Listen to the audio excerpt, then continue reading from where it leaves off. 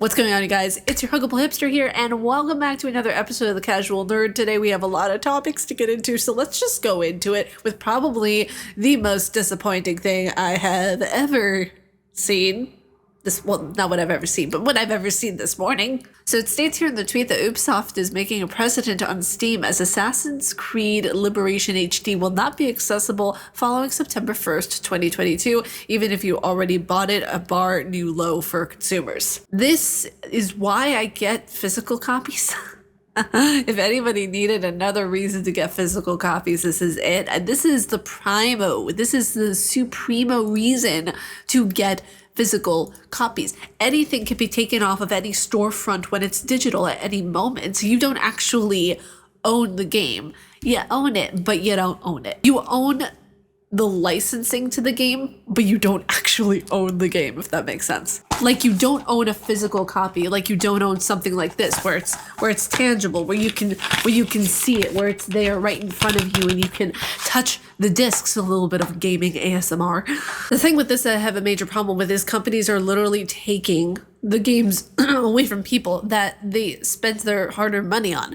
So what happens? It devalues the company. It makes people lose trust in the company. And next up in gaming news, this isn't new news by any means, but people are starting to discuss it again since it is coming around the corner. The Last of Us Part 1 is getting a full-on remake.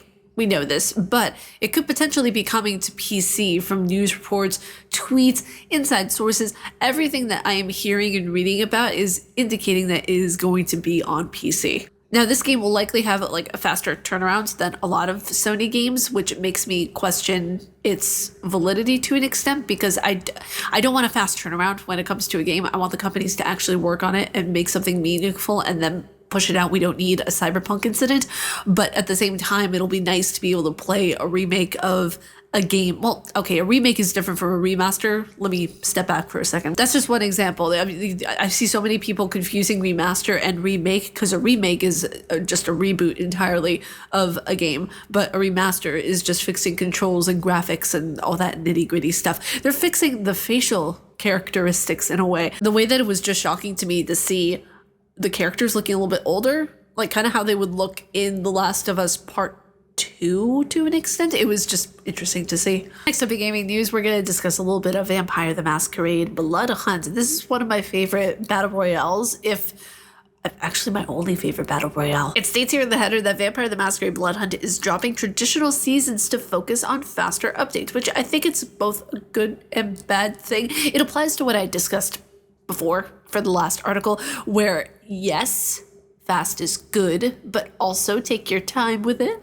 Now, it states here in the article, the undead battle royale Vampire the Masquerade Bloodhunt is, in quote, pretty darn fun to play. We said in our May assessment of the newcomer to the genre, end quote, guns are punchy and easy to aim, jumping, sliding, and wall climbing are slick, and my class vampires feel immediately useful.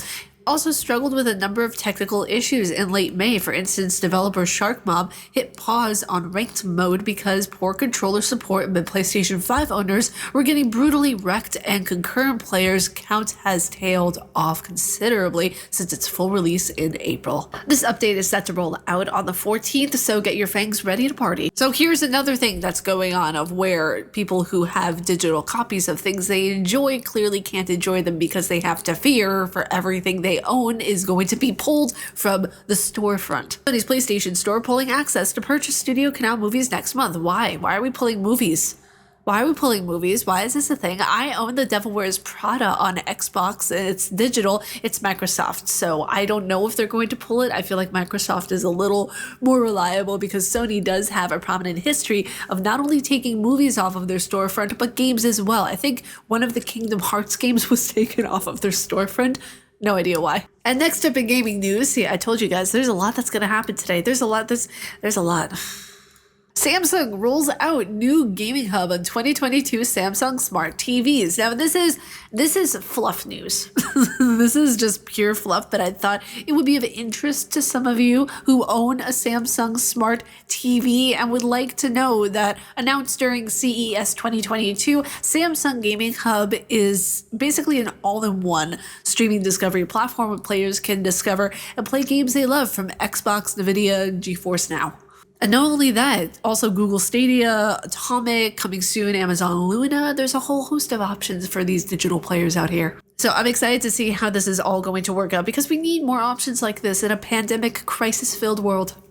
And lastly, in gaming news today, you guys, you made it through. You made it through the long haul. Lastly, we have some tech news, some juicy tech news for you guys to latch onto because I know some of you guys are headphone freaks and are going to want to get this. Actually, not just headphones, but Sony targets PC gamers with new hardware brand, InZone. Now, this is actually pretty cool. This is really interesting that Sony is mainly targeting PC players because people, ever since this came out, ever since this news came out, people are like, oh, what about PS4? What about PS5? What about this? What about that? No, it has nothing to do with any of the game consoles. This is a standalone thing that Sony are creating that are more marketed towards PC players, and I love this.